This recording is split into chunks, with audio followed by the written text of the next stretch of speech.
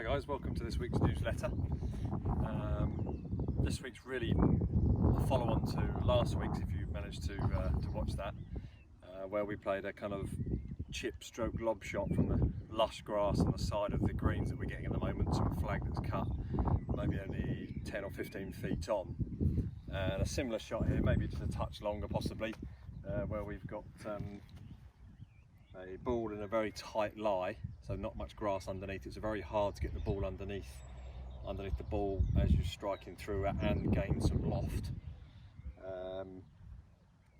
The tendencies are to thin it or bounce your club off the ground before you reach the ball, and it boils down to, or we call it a truth shot really, because with no grass for your club to aid you get underneath it, you've got to strike the ball properly at the right angle of attack. If you tend to come in maybe steeply, you're going to find that your ball comes out quite low. You might get a reasonable strike if the ground's obviously firm, and then what tends to happen there is, because someone's coming in steeply and no loft, we tend to see people then trying to lift and fall back into their right side as a right-hander to try and add some loft at the last second, and getting a similar result again, either very thin shot maybe into the face of the bunker or through the back of the green. And then you get what we call a more of a picking type of player, who generally has quite a shallow angle of attack on all their iron shots. And again, when it comes to this type of shot off a tight lie, if the person tends to get their back edge of the club on any of their irons touching the ground, maybe a fraction early sometimes, and not that obvious to you when you play a full shot, but when you're playing such a small little shot like this, it suddenly becomes much more obvious that the back edge is catching the ground before you strike the ball.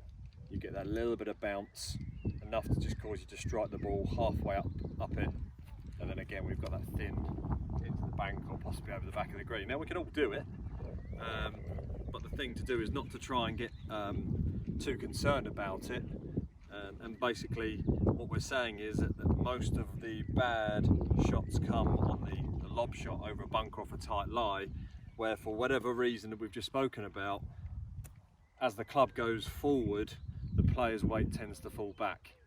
And again, that happens because you're trying to lift it, or also because you've got so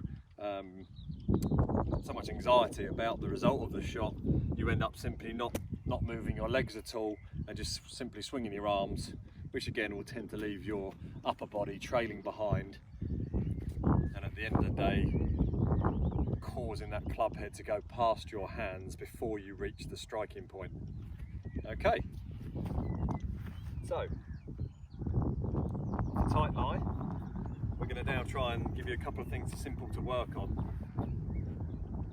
I would really advise not trying to take this to the course straight away. Work on the practice ground with some tight lies, a little bit of a setup like I've got here, and actually just try and work it into your game first. Gain some good positive history with it, so you can start to trust it when you're out on the golf course. So what we really want to try and do is, simple things such as, which I'm sure you all know, the ball forward. We're going to put just a little bit of weight on this left side. We're going to add plenty of loft.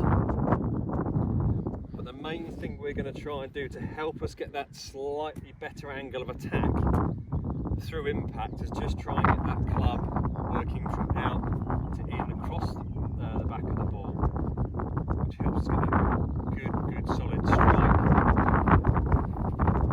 But as we go through impact, to keep the loft, we're not going to try and lift it in any way. Normal sort of feeling through impact, but we're going to try and keep the loft of the club face again, like we did last time out of the lush grass, looking at the sky. Okay, so here goes. So just looking to get it over the bunker, ball forward, lots of loft. My club face is now looking at the sky, bit of weight on my front foot. Club's going to work very much away from me and back across me as I swing through impact. Ball pops up fairly high and fairly softly. Now, just talking to you a little bit about bounce, you'll hear it mentioned all over the place. That's obviously the degree in which the back edge sits beneath the front edge. Okay, so these sorts of shots, generally you're going to see less bounce than maximum. You don't want to see too big a grind here and this back edge sitting too low, unless you're a person that gets really steep. And if you're that kind of person, then pop in the shop and we can lend you a demo to help you get through that. But for most people, a fairly relatively small amount of bounce on the back edge. Again, here we go. Lots of loft, ball forward, club's working out, working back towards me. Almost feel like I'm going to hit my left knee on the way through. Really pulled across that one. You can see how long it took for the ball to come down.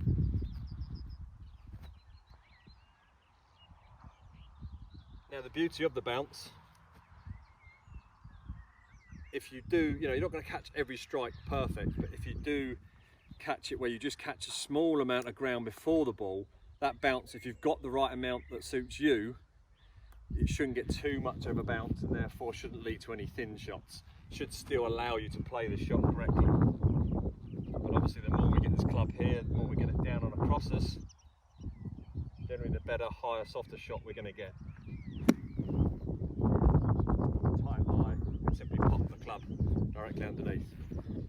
So in summary, the key things: ball forward, lots of loft. Loft is always a friend in these, but we all tend to get scared of it. But let's commit to making a free-flowing follow-through, like you would do for any other shot.